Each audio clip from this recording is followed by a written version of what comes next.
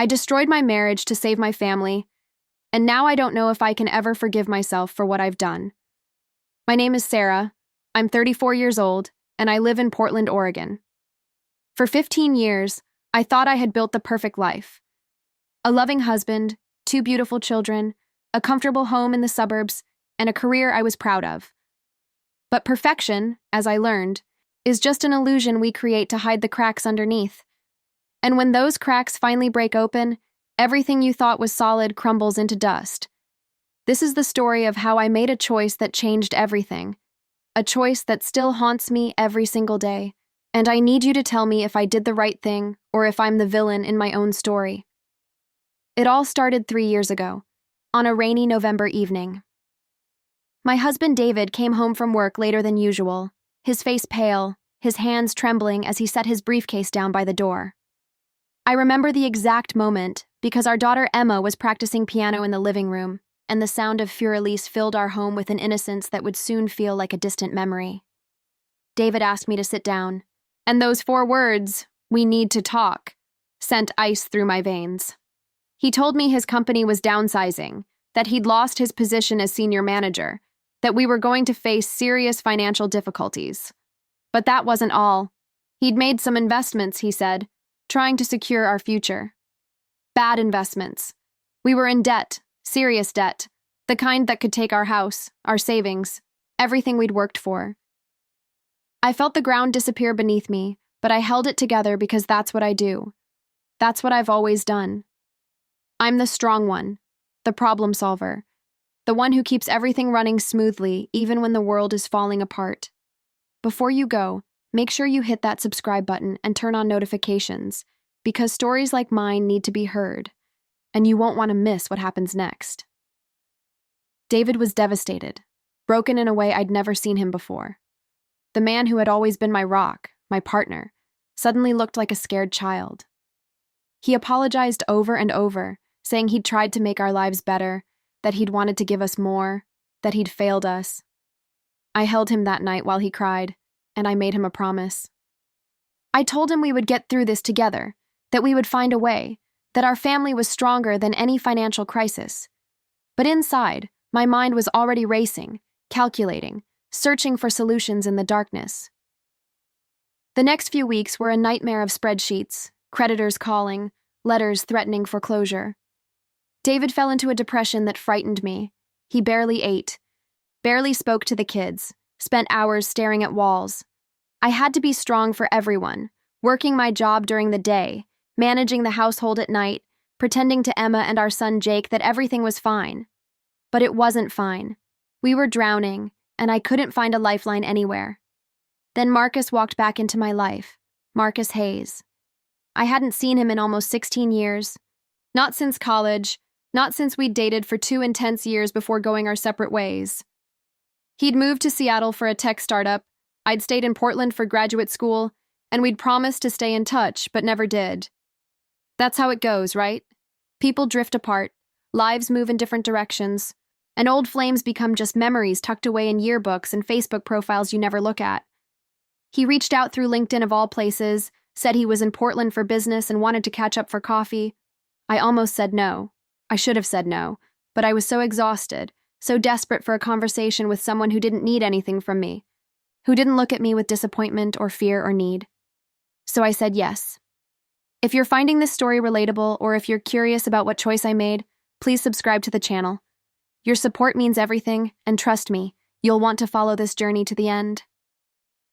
We met at a small cafe in the Pearl District, one of those trendy places with exposed brick and overpriced lattes.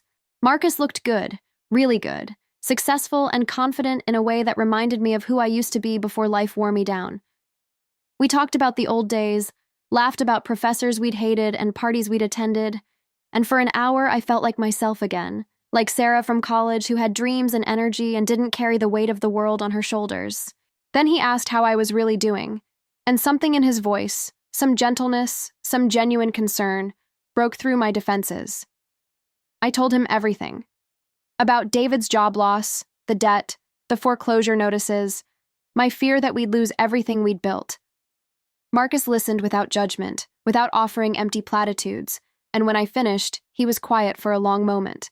"I might be able to help," he said finally. My heart jumped. "Marcus, I wasn't asking for—" "I know," he interrupted gently. "But hear me out.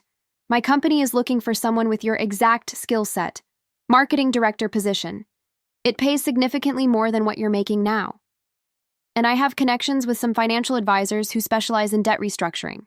I can't promise miracles, but I can promise help." I wanted to cry from relief. This was the lifeline I'd been desperately searching for. But even then, even in that moment of hope, something whispered a warning in the back of my mind. Nothing comes without a price. Over the next month, Marcus was true to his word. He got me an interview at his company, and I landed the position. The salary increase was substantial enough to start addressing our debt. He connected David with a financial advisor who created a realistic plan to save our home. Things started to look up. David began to smile again. The kids stopped asking why Mommy and Daddy seemed so sad, and I felt like maybe, just maybe, we were going to make it through this. But Marcus and I were spending a lot of time together. Work meetings that turned into dinners, coffee breaks that lasted hours, text messages that started professional and gradually became more personal. He was easy to talk to, easy to be around, and I won't lie to you, I looked forward to seeing him. Is that wrong? I don't know anymore. Make sure you're subscribed because what happens next is something I've never told anyone, not my friends, not my family, and carrying this secret has been eating me alive. David noticed, of course. He started asking questions. Why was I working so late? Who was this Marcus person I kept mentioning? Why did I check my phone so much? I told him the truth. That Marcus was my boss and we were working on important projects, that the job was demanding, but it was saving our family. That was all true, but it wasn't the whole truth, and David could sense it. The tension at home grew. Just as our financial situation was improving, my marriage was deteriorating. David became suspicious, jealous, cold. We argued about things that didn't matter, and the silence between our arguments was worse than the shouting. I was trapped between saving my family financially and losing them emotionally, and I didn't know how to balance both. Then came the night that changed everything. It was a Friday in March, almost 6 months after Marcus had come back into my life. We'd just closed a major deal at work, and Marcus suggested we celebrate with the team. But the team canceled one by one until it was just the two of us at a wine bar downtown, rain pattering against the windows, jazz playing softly in the background. We talked about everything and nothing, and somewhere between the second and third glass of wine, the conversation shifted. "Do you ever think about us?" Marcus asked, his eyes holding mine with an intensity that made my breath catch. "About what we had in college? About what we could have had if we'd stayed together?" I should have shut it down right there. I should have said no, that I was happily married, that the past was the past. But I didn't. Instead, I said, "Sometimes. Yeah, sometimes I do." He reached across the table and took my hand, and I didn't pull away. "Sarah, I never stopped thinking about you. Not in 16 years. When I saw your profile on LinkedIn, it felt like fate giving me a second chance. I know you're married. I know you have a family, and I respect that. But I also know I've never connected with anyone the way I connect with you." My heart was pounding so hard I could hear it over the music. "Marcus, I can't—" "I'm not asking you to do anything," he said softly. "I just needed you to know. I needed you to know that you're special, that you're seen, that someone appreciates everything you are beyond being a wife and mother and problem solver. You deserve to be happy, Sarah. If you're on the edge of your seat right now, hit that subscribe button. This story is about to take a turn that even I didn't see coming, and you need to be here for it." I went home that night confused and guilty and exhilarated all at once. David was already asleep, or pretending to be. I lay in bed staring at the ceiling, replaying the conversation, feeling Marcus's hand on mine, wondering what it meant that I hadn't pulled away. I told myself it was innocent, that we were just friends, that I was reading too much into it. But deep down, I knew better. The following week, Marcus and I had to travel to San Francisco for a conference. 3 days, 2 nights, separate hotel rooms. David was furious when I told him. He accused me of having an affair, of choosing my boss over my family, of destroying everything we'd built. I fought back, reminding him that this job was the only reason we still had a house, that I was working my fingers to the bone to fix the mess he'd created with his bad investments. It was a cruel thing to say, and I saw him flinch like I'd physically struck him. "If you go on this trip," he said quietly, dangerously, "I don't know if I'll be here when you get back." It was an ultimatum, and I hated him for it. I hated that he was making me choose between saving our family and keeping our family together, between financial security and emotional security. But I also knew that if I didn't go, I'd lose my job, we'd lose the house, and everything would fall apart anyway. I went to San Francisco. The conference itself was productive, but the real story happened on the second night. Marcus invited me to dinner at a restaurant overlooking the bay. The Golden Gate Bridge lit up against the twilight sky, and it felt less like a business dinner and more like a date. We talked about our dreams, our regrets, the lives we'd imagined for ourselves when we were young and everything seemed possible. "I made a mistake letting you go," Marcus said as we walked along the pier after dinner, the cold wind off the bay making me shiver. He took off his jacket and draped it over my shoulders, and the gesture felt more intimate than it should have. I've thought about that mistake every day since. "Marcus, please don't run away with me," he said suddenly, stopping and turning to face me. "I'm serious. I'm opening a new office in Austin next month. Come with me. Bring your kids if you want. I'll give you everything, Sarah. Everything you deserve. Everything he never appreciated." Subscribe now if you want to know what I said, because this decision changed my entire life, and I'm still not sure if I made the right choice. I stood there on that pier, the city lights reflecting off the dark water, feeling like I was standing at a crossroads where every direction led to pain. If I said yes, I'd destroy my marriage, confuse my children, become someone I didn't recognize. If I said no, I'd lose Marcus, potentially lose my job, and return to a husband who didn't trust me and a life that felt like slowly suffocating. "I need to think," I whispered. "Of course," Marcus said, but I could see the hope in his eyes, the certainty that I would choose him. That night, I didn't sleep. I called David from my hotel room, and he answered on the first ring like he'd been waiting. "Sarah?" "I'm coming home," I said, my voice thick with tears. "Tomorrow. I'm coming home and we need to talk." The silence on the other end was heavy with everything unsaid. Finally, he spoke. "Is there someone else?" I could have lied. I should have lied. But I was so tired of pretending, so tired of carrying everything alone. "I don't know," I said honestly. "I don't know what this is or what I feel or what I want anymore. I just know I'm drowning, David. I'm drowning, and I don't know how to save myself while saving everyone else." He was quiet for so long I thought he'd hung up. Then I heard him crying, really crying, and it broke something inside me. "Please come home," he said. "Please just come home." I did go home, but nothing was fixed. The next few weeks were torture. David and I existed in a state of painful honesty where everything hurt, but at least it was real. I told him about my feelings for Marcus, about how confused I was, about how lost I felt. He told me about his fear, his inadequacy, his terror that he'd failed as a husband and provider. We cried together. We shouted at each other. We sat in silence, holding hands while our children slept upstairs. And slowly, painfully, we started to find each other again. But here's what I haven't told anyone, not even David. Here's the secret that's been destroying me. Please subscribe before I tell you this part, because once you hear it, you'll understand why I need your advice, why I need to know if I'm a terrible person or if I did what I had to do. I didn't end things with Marcus right away. For 2 more weeks, I kept up the emotional affair while trying to repair my marriage. I told myself I needed time to figure things out, that I needed to be sure of my decision. But the truth was I was being selfish. I wanted both, the security of my family and the excitement of possibility. I wanted to have my cake and eat it too, and in doing so, I was betraying everyone, including myself.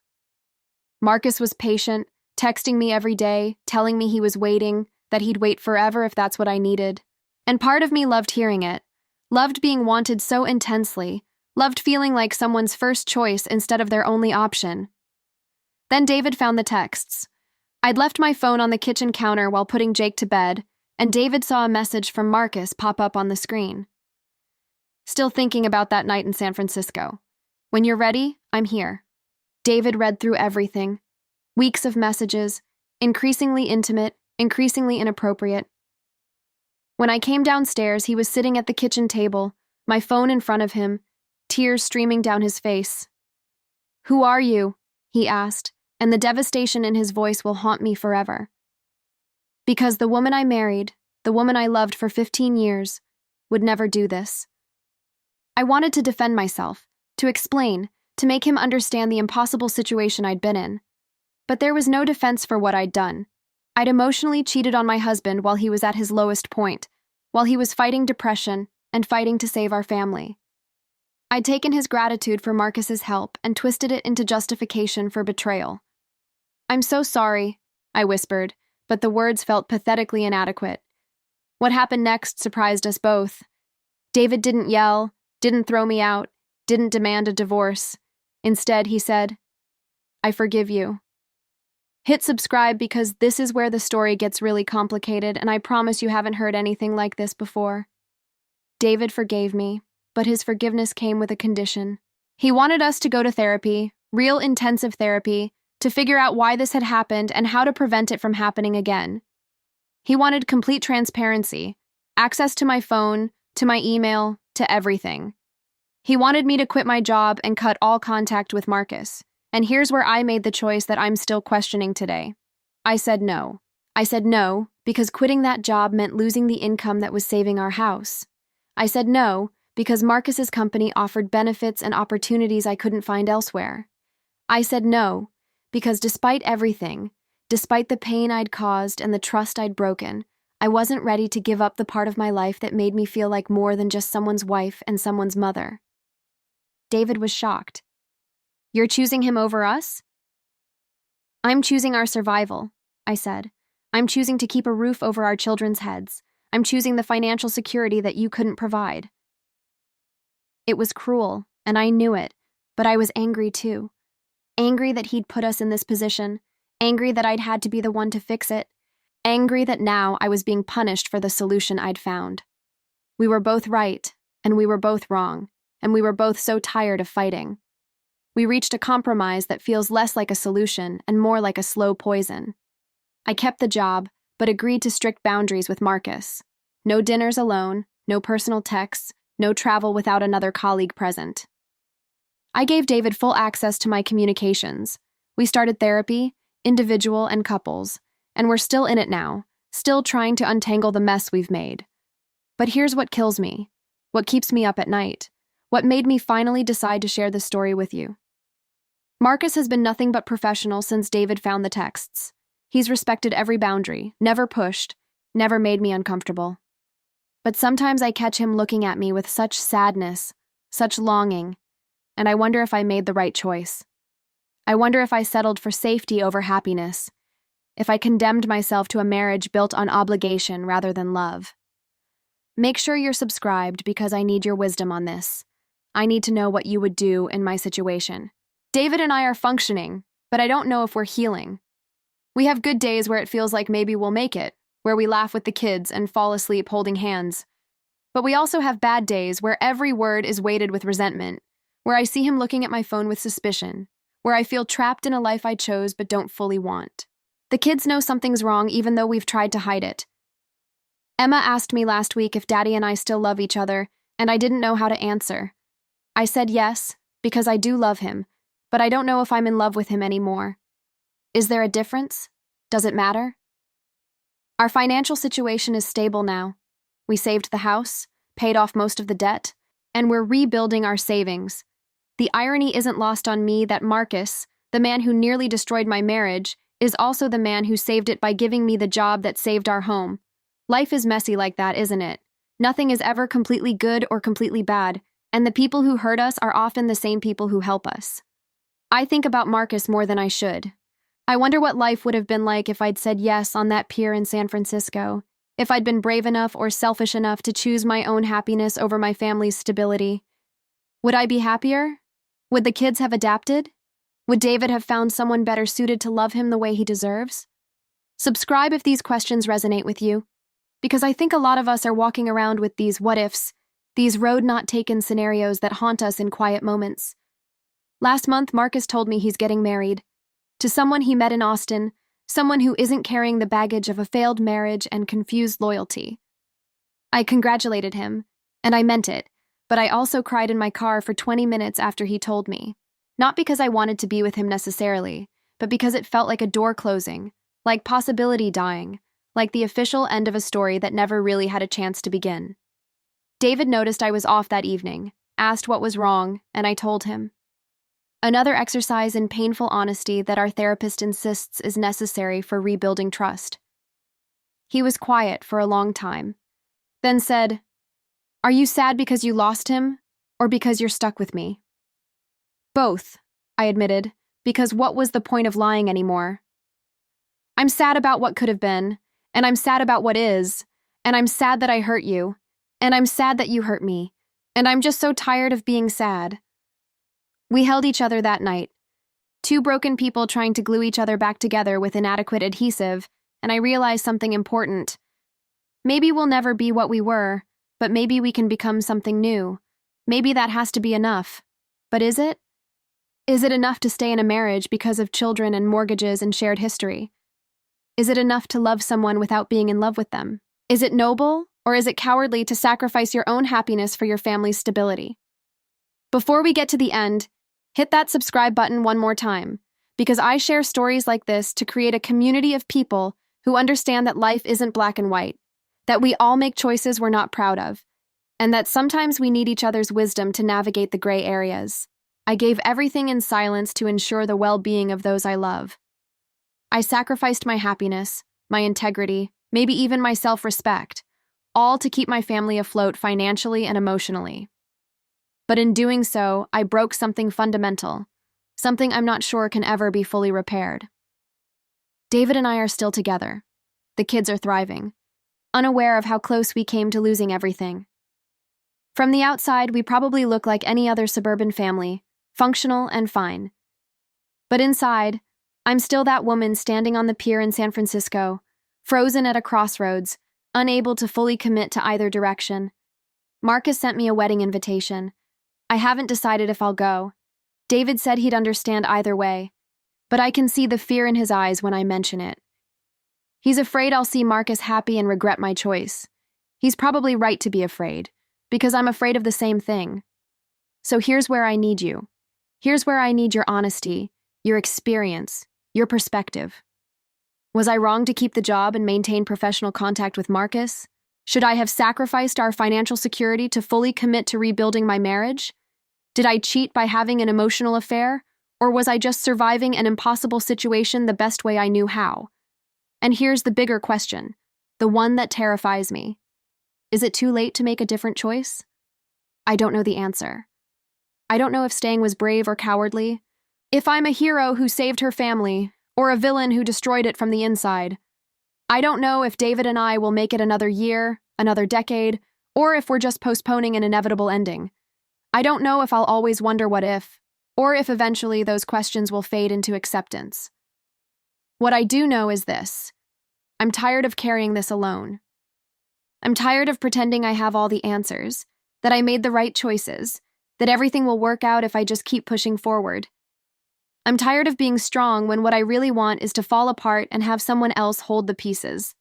So I'm asking you, what would you do in my place? If you were standing at that crossroads, drowning in debt and desire, torn between obligation and opportunity, what choice would you make? Would you choose security or possibility? Would you stay or would you go? Would you keep fighting for a marriage that might be broken beyond repair, or would you be brave enough to start over? Leave your answer in the comments, because I genuinely need to know. And if you've been through something similar, if you've faced impossible choices and lived with the consequences, please share your story. Maybe together we can figure out if there's a right answer, or if life is just a series of difficult decisions we hope we can live with. And please, please subscribe to this channel. Not just for me, but for all of us who are struggling in silence, who are making impossible choices, who need to know we're not alone in the messy, complicated, heartbreaking business of being human. I gave everything in silence to ensure the well-being of those I love. But in saving them, I may have lost myself. And I don't know if that sacrifice makes me a martyr or a fool. What would you do in my place? I'm waiting to hear from you.